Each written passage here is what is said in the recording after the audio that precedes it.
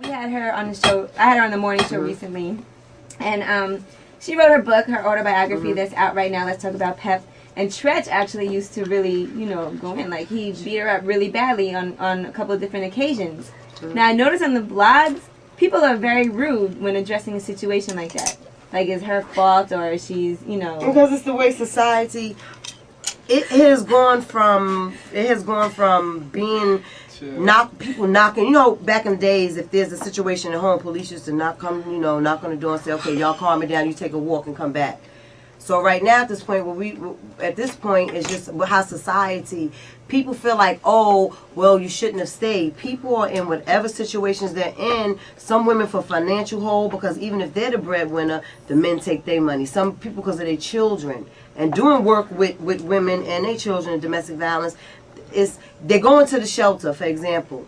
And the court still allows this man to have unsupervised visitation rights of their children in common. So the kids go with him, come back to the shelter, and they're so angry. It's your fault. I hate you, you bitch. So now you have your child who's standing this high over you at 17, 16, who had to go move to another borough, who's angry with you. So women just say, you know what, fuck it. I'll just go back. And the rate of young girls now is starting from 12 years old in the public school. And it's, I think he just likes you, is what they tell the girls in school. Anytime somebody even raises their voice at me, I'm out. I'm not having that. Yeah, how did you get the courage after you went through that to actually go to someone? I guess when you're going through it all your life, seeing the hood is, my boyfriend, my baby daddy punched me in the eye. I can't go to the club with y'all tonight. Right. It's sad to say, but that's what it is. And everybody takes their own time to say enough is enough. So it's not that detective who works in the domestic violence task force to tell me, I think he just loves you, which they have told me. I don't think that he's going to kill. I think he just loves you. And so it's not your job. I don't care how many times you come to my house. Your job is what your job is. So everybody takes their own time. Some women, I have lost friends. I have lost a good friend of mine whose boyfriend killed her. I have a friend that's in jail right now doing 15 years for killing her boyfriend who was fucking her up. Wow. So we have no wins. Like, we go to court, and I'm trying to explain to them I can't find him. Nobody can find him to serve him this paper, but he can always find me. But they can't find him. So are you haunted by him? Like, do you have dreams that he's gonna come? No, back I had to come with terms with, I had a police tell me,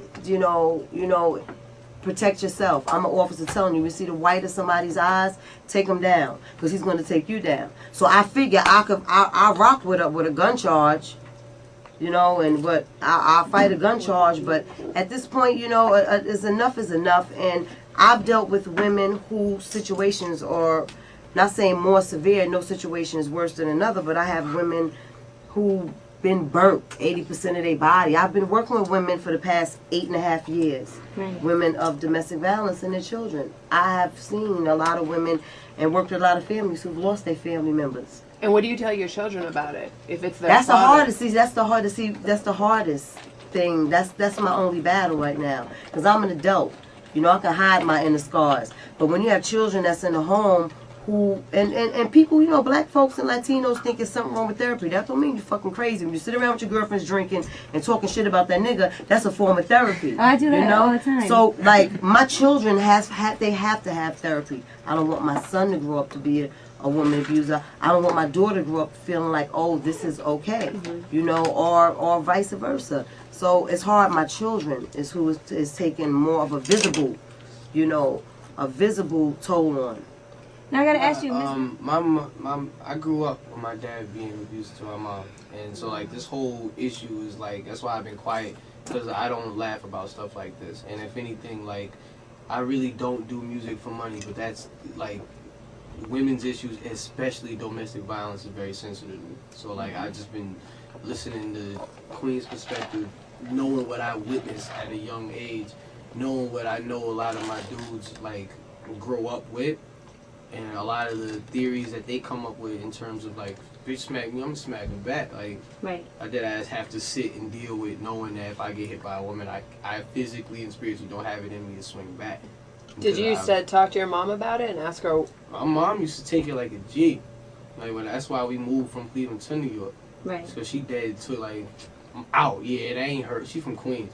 So she was like, that shit ain't her. I'm out of here. fuck out of here. And it's so hard because you don't ever want to call the cops on anyone. That's the whole thing. So you don't want to call the you wanna cops, do. but you have to think about your children. That's in it. Because if the children see that, oh, you know, she doesn't even care enough that's to. okay, and they'll That's accept it. right. They'll accept it, and it's surprising because the chief of police in Westchester, his Donato, he's the chief of police, and his testimony is so he grew up in a household. His father was extremely, abusive to the fifth power. So it is. This proves to show society that it is a serious issue.